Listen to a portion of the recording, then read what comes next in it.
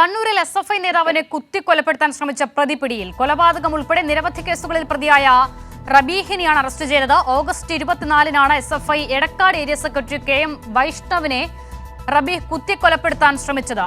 സന്തോഷ് ചേരുകയാണ്. സന്തോഷ്, എവിടെ നിന്നാണ് ഇയാൾ പിടിയിലായത്? വിശദമായ വിവരങ്ങൾ. അശ്വ, ഈ കഴിഞ്ഞ ഓഗസ്റ്റ് 24-നാണ് SFIയുടെ എടക്കാട് ഏരിയ സെക്രട്ടറിയായ KM വൈഷ്ണവിനെ കുത്തി പരിക്കേൽപ്പിച്ചത്.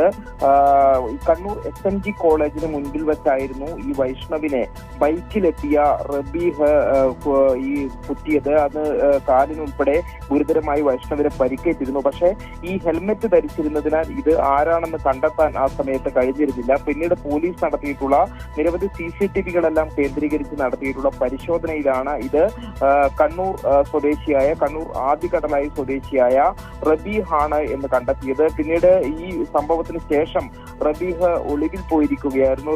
റബീഹിനെ സമർത്ഥമായ നീക്കത്തിലൂടെ കണ്ണൂർ ടൗൺ പോലീസ് അറസ്റ്റ് ചെയ്യുകയായിരുന്നു. നേരത്തെ ഒരു കൊലപാതക കേസ് ഉൾപ്പെടെ നിരവധി കേസുകളിൽ പ്രതിയാണ് റബീഹ്. കണ്ണൂർ ടൗണിലെ ഹോട്ടൽ ഉടമയെ കൊലപ്പെടുത്തിയ കേസിലെ പ്രതിയാണ്. അതോടൊപ്പം തന്നെ നിരവധി സമാനമായ കേസുകളുണ്ട്. ഇപ്പോൾ കണ്ണൂർ ടൗൺ പോലീസിന്റെ കസ്റ്റഡിയിലാണ് റബീഹ് ഉള്ളത്. സന്തോഷാണ് വിവരങ്ങൾ നൽകിയത്.